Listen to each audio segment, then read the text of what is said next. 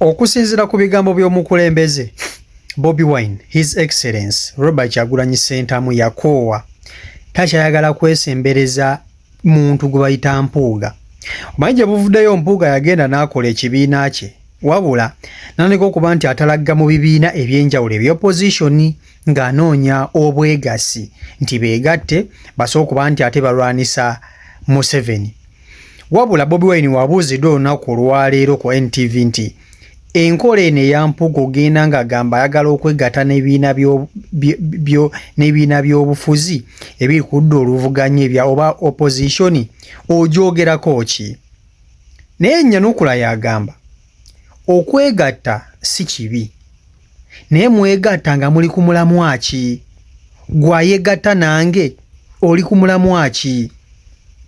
By'ebigambo bya Bobi Wine byayogedde ku Mpuuga. Tewakyaliwo nkolagana na nsonga yonna lwaki Bobi Wine ayinza okwegatta n'Empuuga. Kasooke nkuwa omukulembeze omuwulire ng'attaanya ku nsonga eno. Tasobola kuddamu okwegatta na Mpuuga, tasobola kuddamu kusemberera Mpuuga. Vidiyo eno mpanvu naye mbadde nkusaba ogirabe mpaka w'ogimalayo. Ate nekiri agimpereka like. Ebigambo bino eby'omukulembeze weetaaga okubiwulira. Jimpe like information esobola okuba nti ate tambulira ddala ku speed ey'ewaggulu. Bobi Wine w'oyo.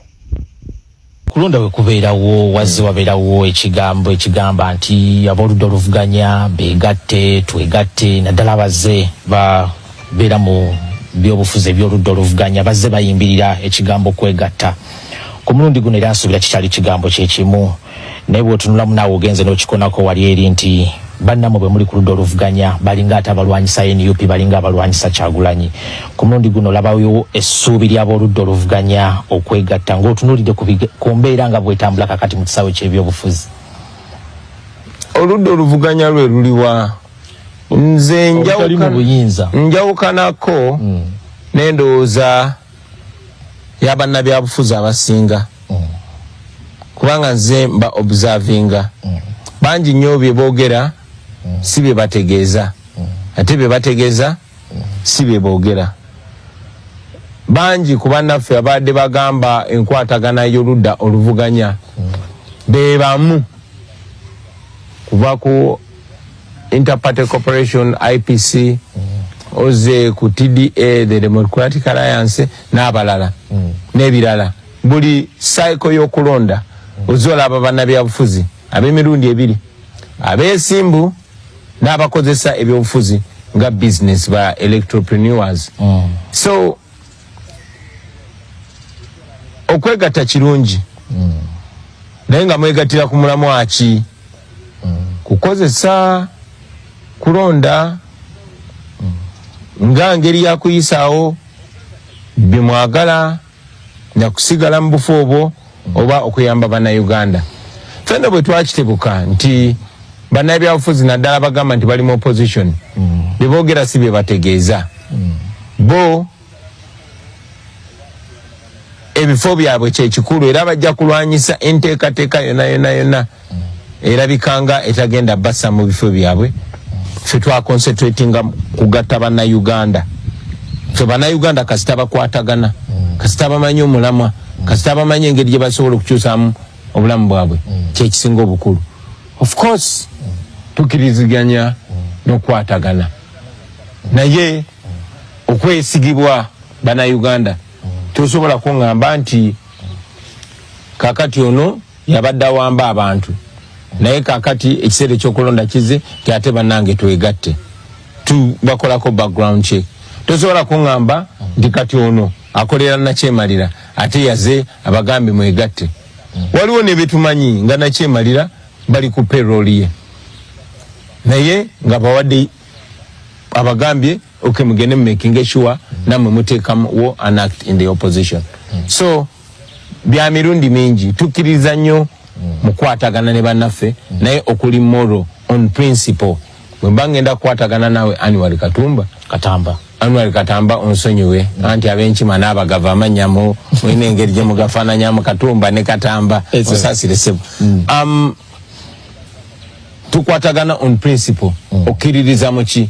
Okkiririza mu democracy wannamaddala, okkiririza mu butalyanguzi oba obubbi, okiririza mu ddembe ly'obuntu n'ebirala bifaanana bwe bityo bye bitugatta.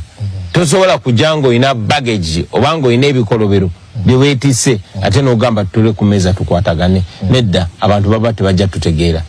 Olinga gamba nti eno waggulu ku mutendera ogw'obukulembeze naddala mu bali ku ludda oluvuganya oba bannabyabufuzi okwegatta kwabwe tekukola nnyo makulu nga abantu ba wansi bo beegasse kyogezako kutegeeza okolagana kukola amakulu ku buli level tonfuna bubi abantu ba wansi bakwatagana kirungi nnyo naffe abakulembeze bwe tukwatagana kirungi nnyo naye bwe tukwatagana eno waggulu kiina okureflecting oba okufaanagana n'enkwatagana y'abantu wansi. Abantu wansi bakwatagana kwetaasa kugobaganya na kyemalira.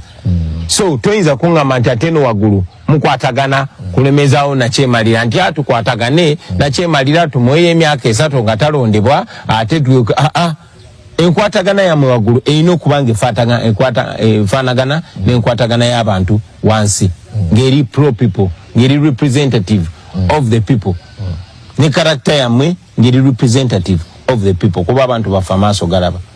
Oba ontegedde nkutegedde oyogedde ku kyokuba nti waliwo abasirikale nabo abafuna okunyigirizibwa mu ddembe lyabwe mu kkooti y'amagye ne kinzijukiza ekigambo kye wayingirirako mu kulonda okwa 2021 nti ogenda kukola ku welfare y'abasirikale sikyakuwulira bw'obyogerako wabivaako sibivangako gye sifunanga mukisa kwata kweyo budget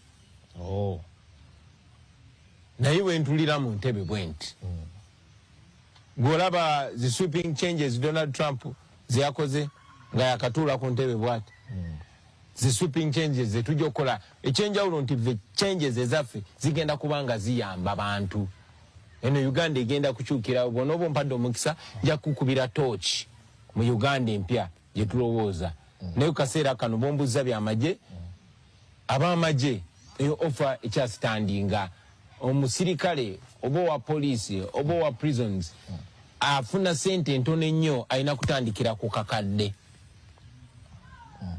eyo promise ekyasitandinga kuba sente ezo tuziina bonoba ompadde omukisa nja ku breakingira down sente ezo gye zigenda okuva kati olunaku lwajjo bakoosajjo bayisiza supplementary budget endala ezo sente zonna zononebwa zibbibwa bubbibwa ezo sente zisobola okutereeza obulamu bw'abantu baffe era mwe abasirikale mumanye nti mwe mukyekumidde mu bwavu mwe mukyekumidde mu mbeera eyo ndi wano sente ziri wali muli awo kakati mwe mugatte dotisi ekintu kigwe ye lwaki onjogeza bingi